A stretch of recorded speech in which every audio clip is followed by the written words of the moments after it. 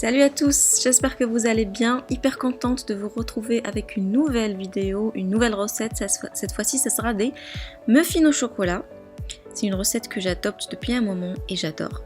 Vous aurez besoin de 2 œufs, 3/4 du verre de sucre, un verre de lait, un demi-verre d'huile, 2 verres de farine, 80 g de chocolat noir que vous allez faire fondre soit au micro-ondes, soit au bain-marie, 3 cuillères à soupe de cacao, quelques pépites de chocolat et un paquet de levure chimique.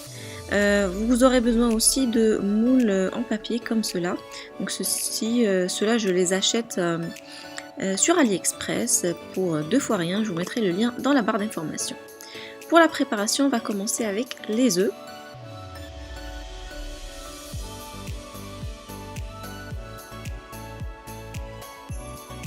On rajoute le sucre et on fait blanchir le tout.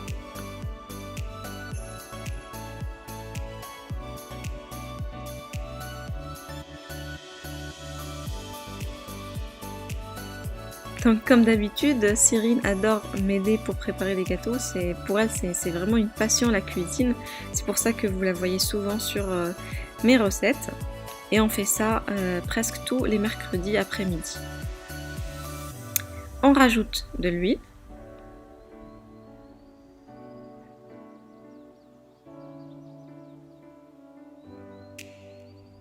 Le lait.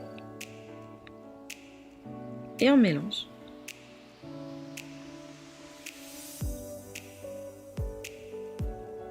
Le chocolat fondu, bien sûr, il faut s'assurer que ça refroidit.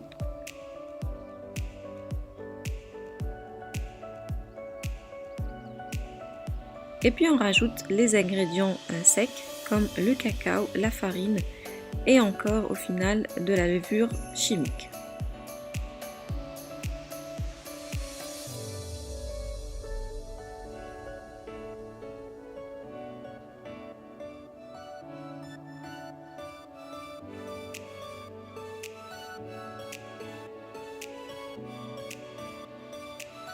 On mixe bien jusqu'à ce qu'on obtienne un mélange assez épais,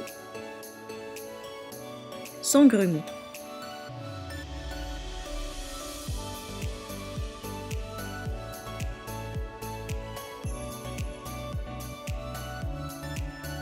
Ce moule vient de chez Ikea et je viens poser dessus les petites caissettes, ou plutôt les grandes caissettes que j'ai eues de chez AliExpress. De cette manière. Finalement, on a utilisé 10 pièces au lieu de 12 parce qu'il faut remplir les caissettes jusqu'au niveau du moule en dessous.